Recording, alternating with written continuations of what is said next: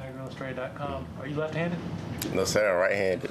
Can you just take us through the instincts that produced that interception, I guess? Instinct. So basically, I'm in man coverage. I'm chest at first. I turn chest at first. Then I turn back the other way, try to locate the ball. I seen it late, so I stuck my left hand out there trying to like get a pass break up.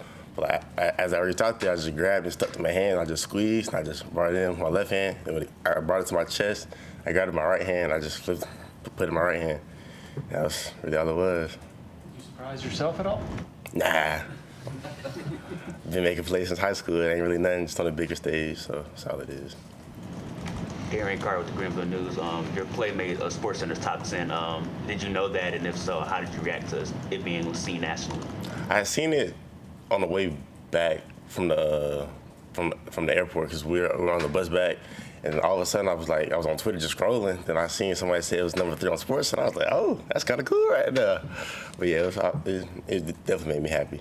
And you also, the interception came after you gave up a big play, I guess. How did that big play happen, and what was your mindset after just knowing they went back to you and tried to attack you again?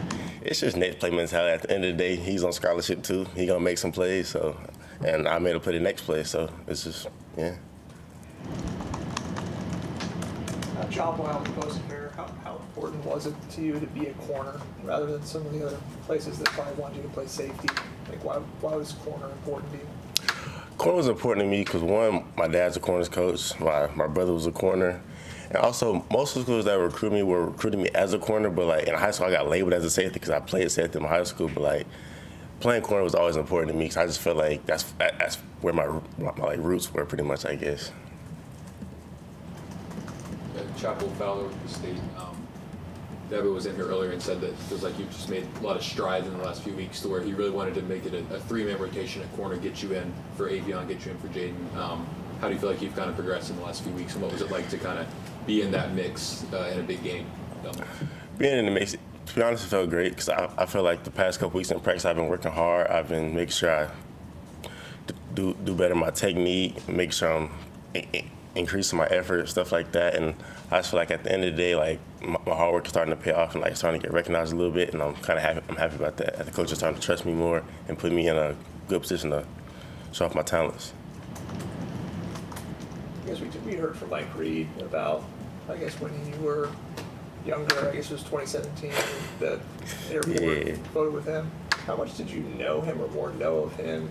And did that have an impact on you, I guess, seeing all those Clemson guys? So when I was younger, well, obviously I wasn't born yet, but him and my dad played together in NFL Europe, maybe, I don't know what year it was, but they played together, and my dad used to always talk about him, but like I was a young kid, so I really didn't know who he was.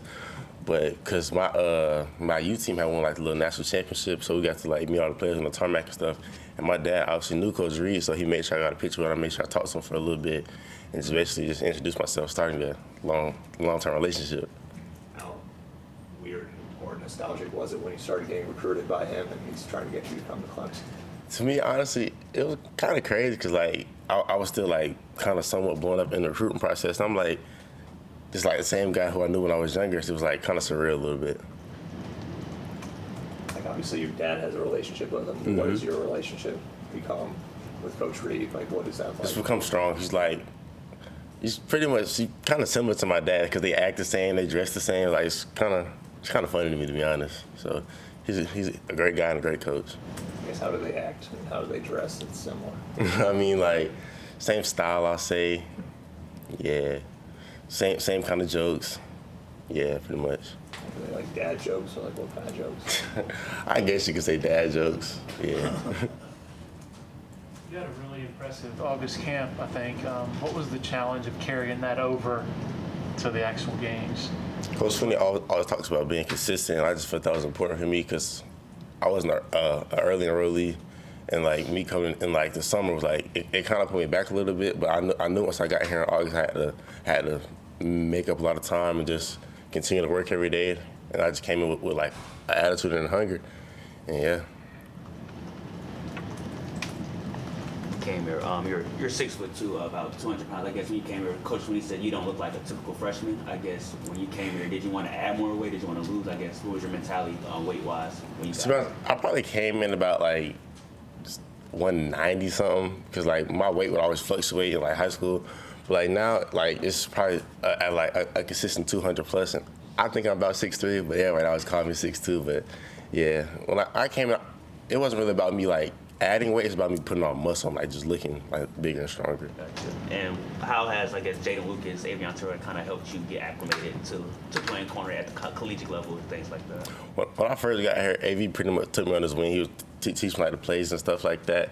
And Jay Luke being an older guy, he's always there for me anytime I need something. If I have a question, I'm gonna ask him or AV, and they're always gonna help me with open arms regardless of anything. I guess what was the biggest adjustment for you at the college level?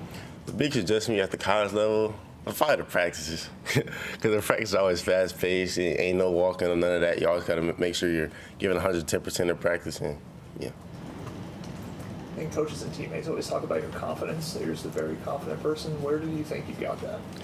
I think I get my confidence from my mom, because my mom always instilled me from when I was younger that I was a dog, and like pretty much that's just always been my mentality when I step on the field. Like personally, I feel can't nobody stop me, and if you do make a play on me, I'm gonna come back and I'll make a play just like what happened on Saturday.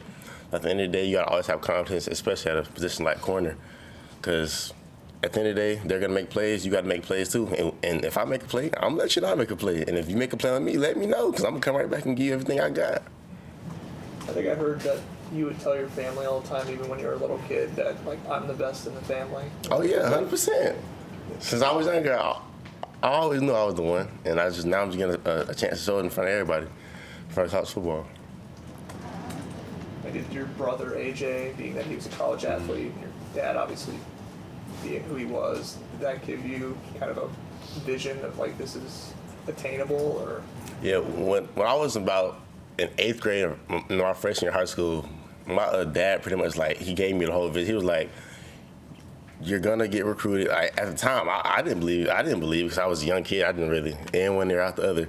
But like, as I like grew older, like 10th grade, 11th grade, I'm like, it's really happening. Like he really like painted the vision for me and like called out everything that was gonna happen. Like it's happening right now.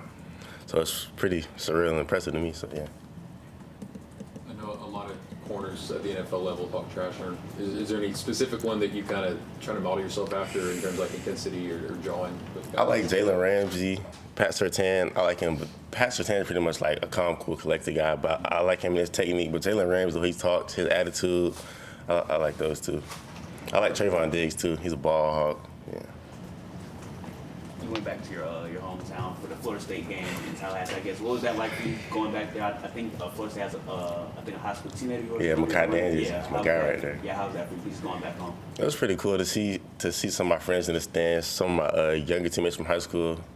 It was pretty nice to just see everybody and be able to play in the atmosphere. I got to see some of the old Florida State coaches that recruited me, and it was pretty nice to see them and talk to them as well. So yeah. Anybody else for Ashton? All right, Ashton, thanks for your time, man. Sir, thank you. Wrap us